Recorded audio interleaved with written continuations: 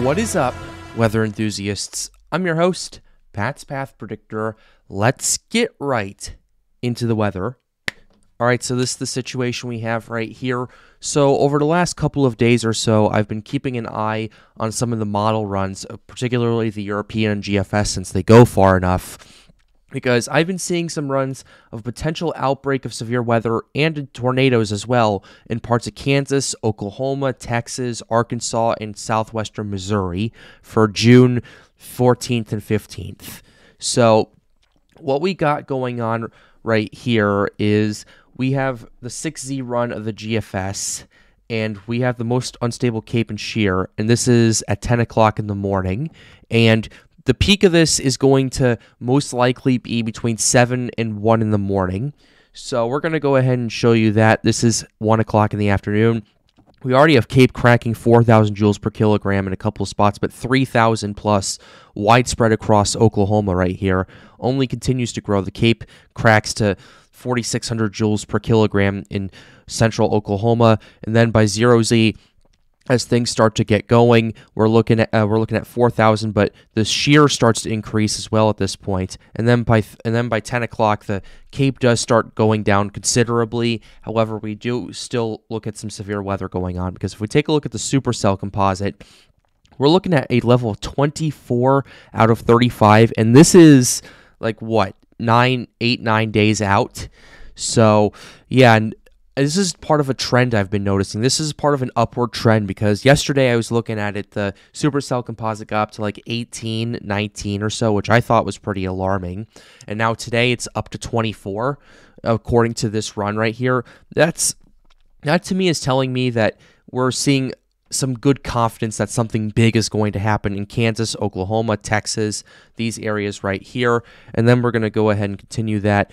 Things start to calm down overnight into the morning, and then we could see a potential, once again, more severe weather happening in Texas, southeastern Oklahoma, Arkansas, into Missouri a little bit, and this is for June 14th.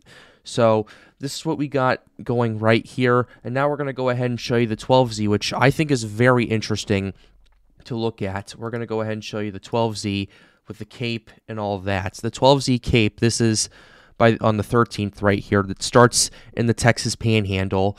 We're starting to see that, and then on the 14th, what we're looking at Cape on the 14th, according to some areas in Kansas and Missouri, cracking 5,000 joules per kilogram, and the shear also starts picking up right here, and the low level jet will start kicking in and cause some severe weather development if these models continue to hold right here. Let's go ahead and show you the Supercell composite for both days. For this over here in parts of the Texas Panhandle, we're looking at a Supercell composite of 18. However, please do keep in mind that if we take a look at the Cape in that general area right there, it is capped. It's capped quite a bit, actually, close to 200 joules per kilogram of cap right there.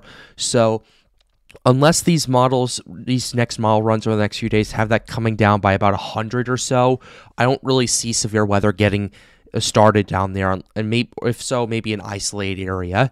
But this is what is known as a loaded gun sounding right here, and we'll show you an example of that right now in the Texas Panhandle south of Amarillo.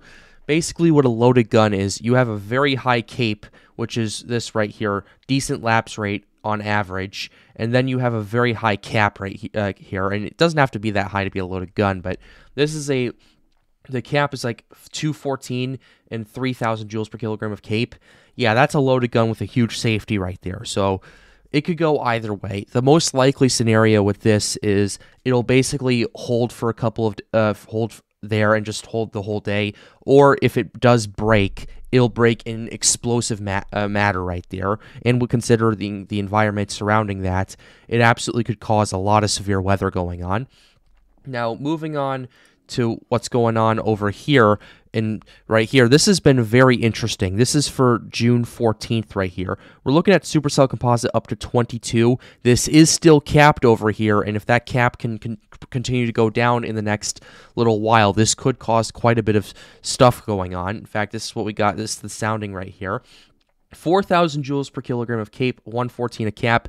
That cap is going to be broken pretty good. And if we take a look at some of the sounding data right here, the surface to 1 kilometer shear is 25 knots. That's good for tornado development right there. You need at least 20 to get something started. Now we're at 25. Surface to 3 kilometer, 42 knots, which that's also pretty good. Surface to 6 kilometer is 67 knots right here.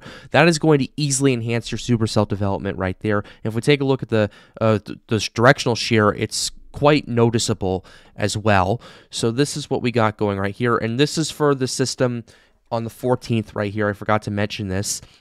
Once again, 62 knots of 6 kilometer shear, which is going to enhance your supercell development. 60 knots of 3 kilometer shear right here. That is huge. That is huge. Now, tornadoes are much more sensitive to 0 to 1 kilometer. Surface to 3 kilometer at 60 knots, that is going to cause some stuff that's going to happen. And the surface to 1 kilometer, 37 knots. Yeah, that's more than enough for tornado development. And the chances of this happening, according to this, is EF3 to EF4 range right here. So that's the big idea we have going into this right here. Keep in mind, this is 8 to 9 days out, and this may not even be the case, and it could be in a completely different area. However, I have been looking at the models, the European, the GFS, and they've been consistent on this happening.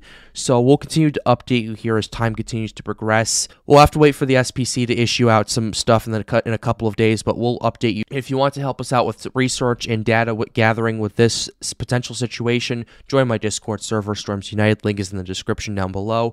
But with that being said, we're going to go ahead and wrap up this video. I hope you enjoyed it. Be sure to leave a like, subscribe to the channel if you are new. Helps us out, helps us make more videos like these. The goal of this channel is to get more people engaged with weather. But with that being said, have a wonderful day, guys. Stay safe.